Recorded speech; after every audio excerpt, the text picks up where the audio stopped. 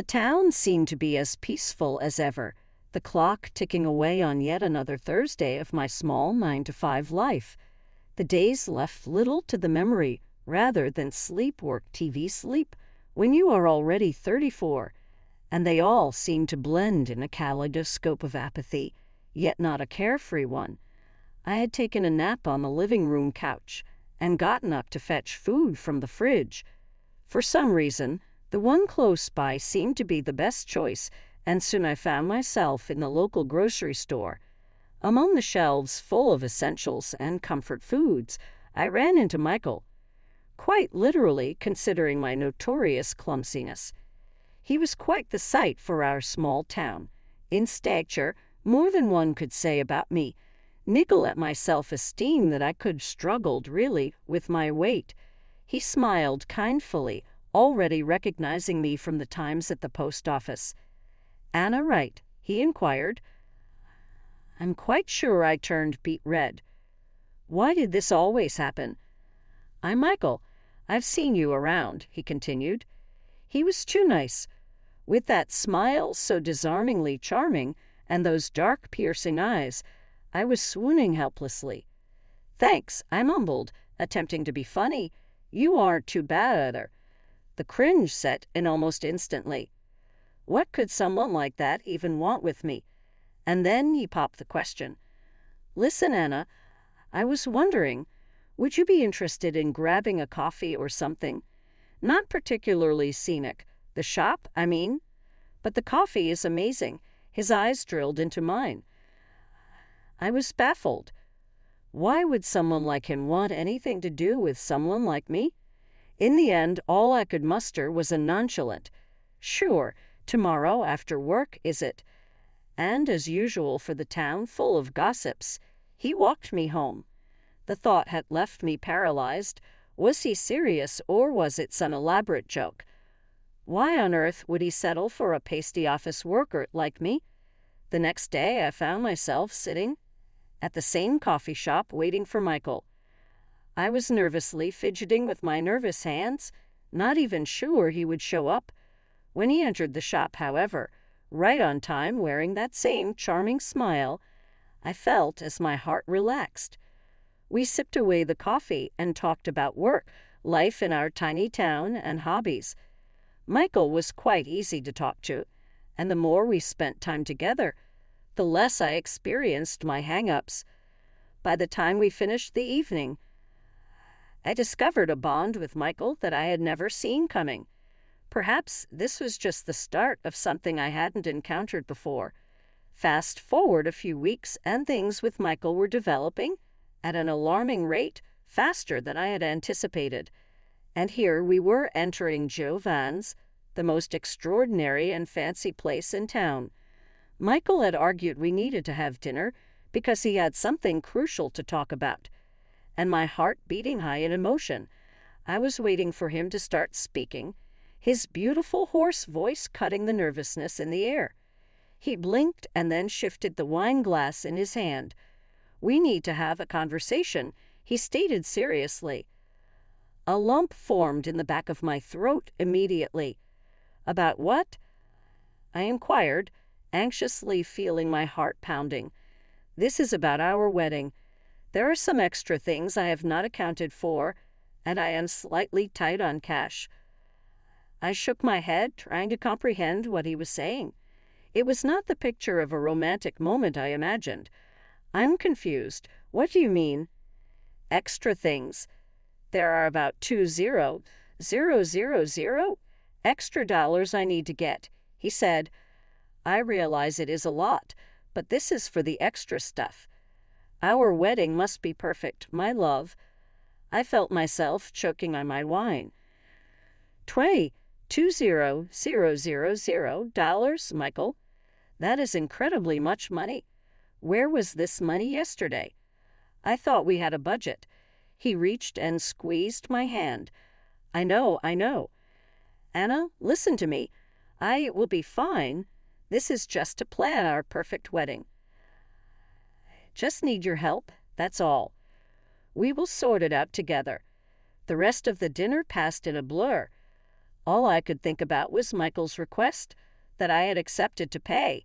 But all in all, I was in love and totally trusted Michael. The day after I agreed to Michael's hefty request at Jovan's, he began acting suspiciously. He never put his phone down, and whenever I tried dragging conversation related to the wedding, he would kill it right there. I convinced myself that I was just feeling jittery about the wedding and my finances in general. Nonetheless, 2 days after I chose to give him the money, I came back to my rented apartment, only for Michael to be nowhere in sight. There was no evidence that he had ever even been there. I found a note on the table, and I remember my heart almost stopped. It read, "Anna, thanks for the money. I'm going on a fantastic vacation with my girlfriend. Sorry, but you're too fat and ugly for me. I hope you find a man on your level." I must have read that note so many times, assuming the words would rearrange themselves into something less hurtful. The tempo of betrayal, heartbreak, and embarrassment hit me. And also, he had taken the $20,000 I had given him. I had no one left to call except Lucy. I called her and said, feeling tears start to fall from the corners of my bloodshot eyes, "Lucy, it's over. Michael left me. He took all his things and the money.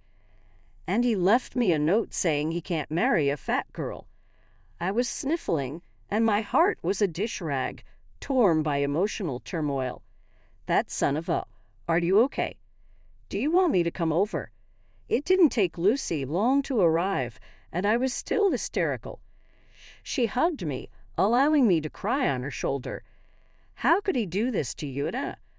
I can't believe it." Lucy raged at my shoulders. "I don't understand. I gave him all of it. What am I going to do?" The seriousness of my financial position was sinking in. And I'm fucking broke and heartbroken. It hurts. "First, we get you out of this apartment. You can stay with me for a bit. Then we go to the bank, see about getting a loan or something. Anna, we're getting you out of this mess. You're stronger than you're giving yourself credit for." Lucy's words were nothing but a drop in the bucket. Unfortunately, the following days played out just as she predicted. I moved out from the apartment and stopped myself from letting out a loud, dramatic sob. I called the bank and applied for a loan, piling more debt onto the already unpaid bills from before. I did every little thing to try and piece my life back together. But Michael's betrayal was still breathing down my neck. It felt like things wouldn't get any better because I tried, really I tried. I moved in with Lucy, thinking it'd only be for a while. Then those days turned weeks.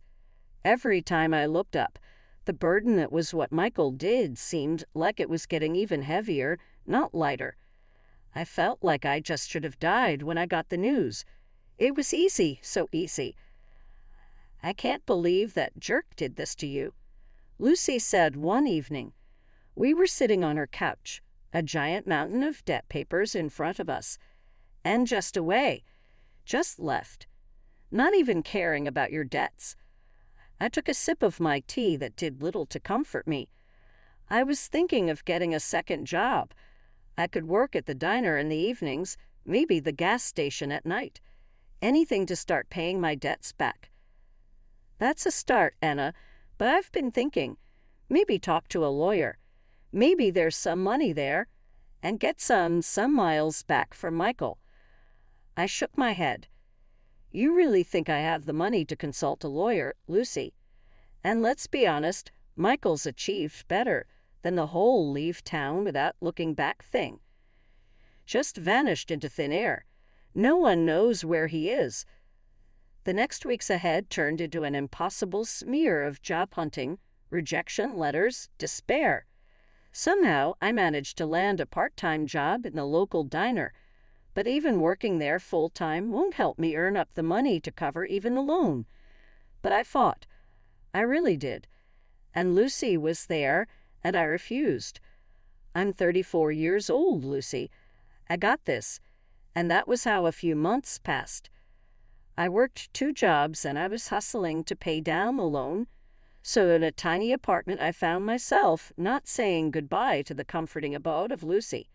There was nothing to tell about the evening I spent with just a cat and a massive pizza. It was just like before.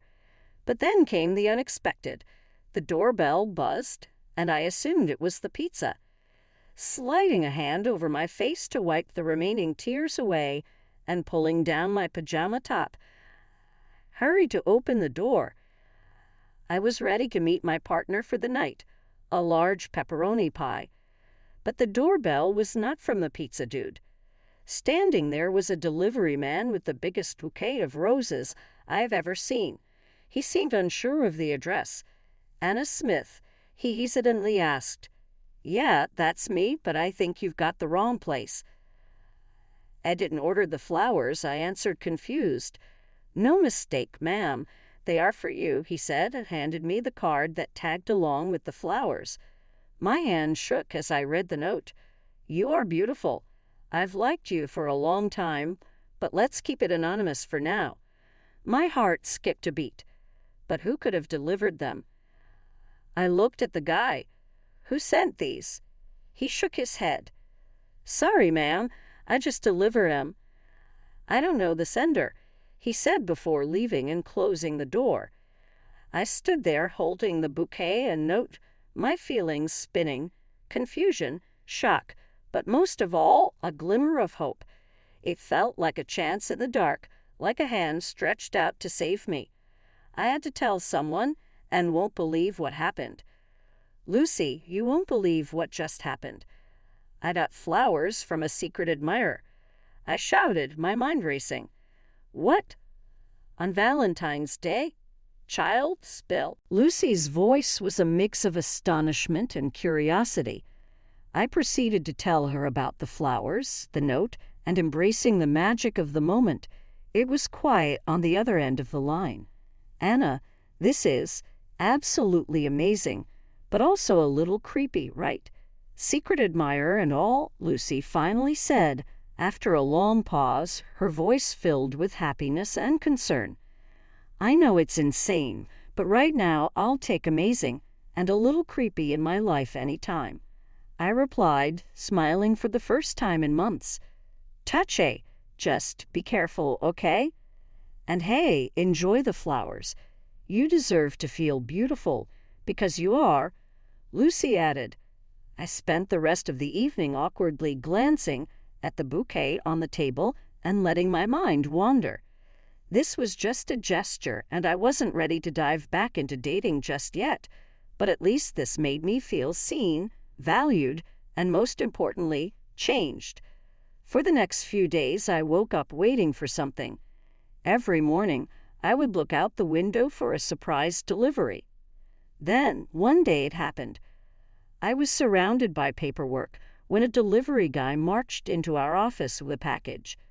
My heart skipped a beat when he asked for me, and everyone in the office turned silent, watching me sign for it. Looks like someone's got a secret admirer. Mark, one of my colleagues, teased me, leaning against my desk. I tried to shush away the butterflies in my stomach as he chuckled wetly. Yeah, well, don't make me regret telling you. Keep it together, I said, feeling my cheeks grow hot. I couldn't wait until lunch, eager to see what the parcel held. A note and a brooch. The note read, To you, my true love. You are beautiful. I spent the evening telling Lucy about my gift. A few days later, and somehow, by the mystery and kindness of my secret admirer, I found myself walking a little taller, smiling a bit more. Each little act of kindness was chipping away at the walls I had built around myself. Then I chose to put on the brooch and went to my favorite coffee spot after work. I sat, sipping on my latte and reading a book. I could feel the eyes on me. When I looked up, our eyes locked. I had seen him, the man across the room. This man was undeniably handsome, and his smile sent a flutter through my heart. He lifted his cup in a silent toast to me. Hi, he said brightly, or at least his grin gave the impression of friendliness. His eyes slipped to the brooch on my chest. I couldn't help but notice that brooch.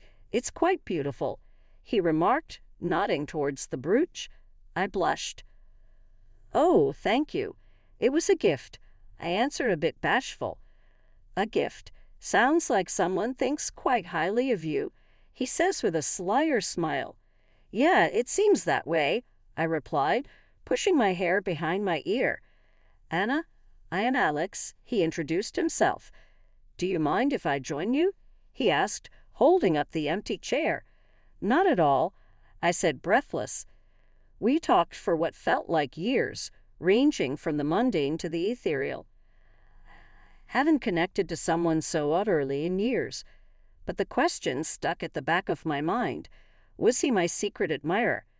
As the evening comes to an end, Alex gets up to leave. "I enjoyed talking to you, Anna.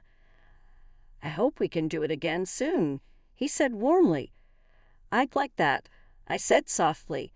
He smiled and gave me a wave, and he was gone.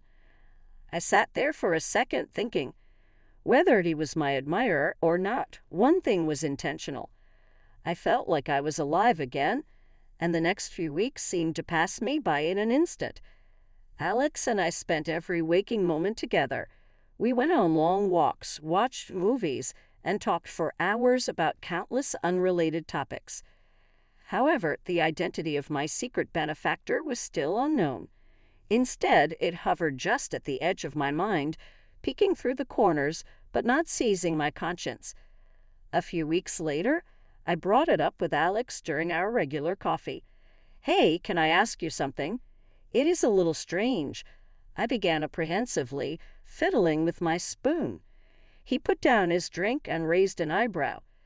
"Sure, go ahead. I don't know how, but before you and I began seeing each other, someone sent me these weird gifts.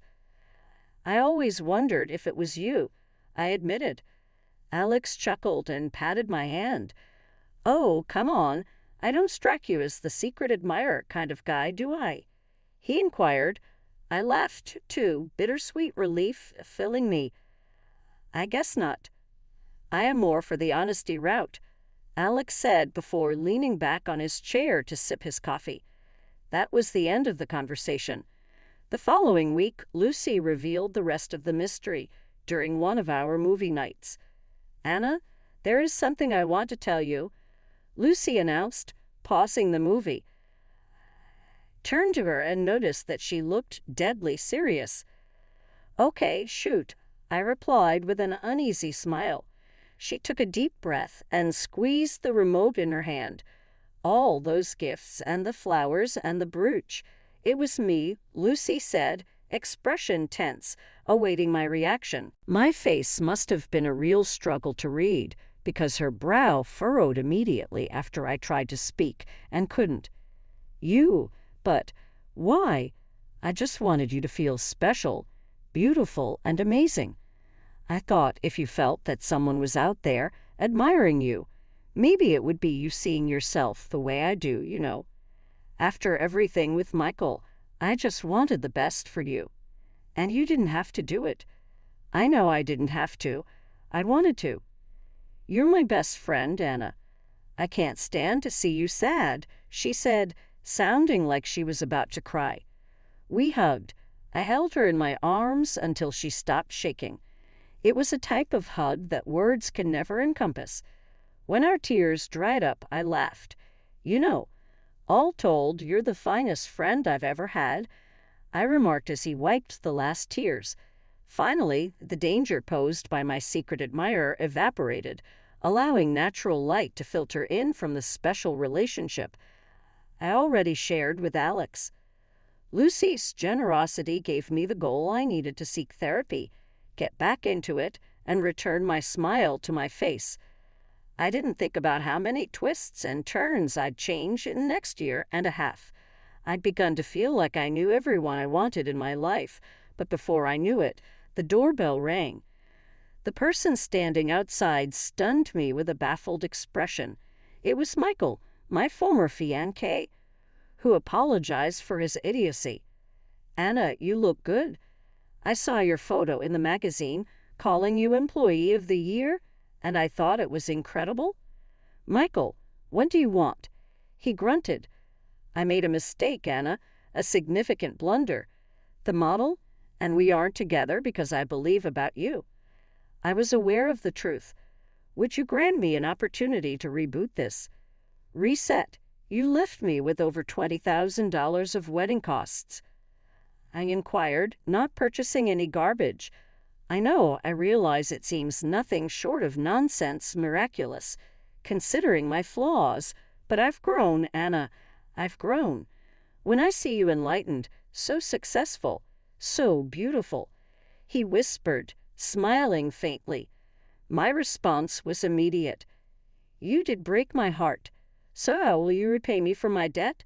Remember, money, right. I will repay you. And so, for the second time, can we begin anew? Okay, return the money and then we can discuss.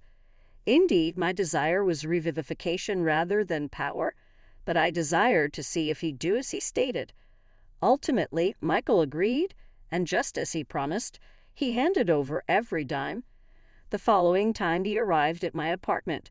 I had an entirely different strategy in mind. Here's your money, Anna, every last dollar.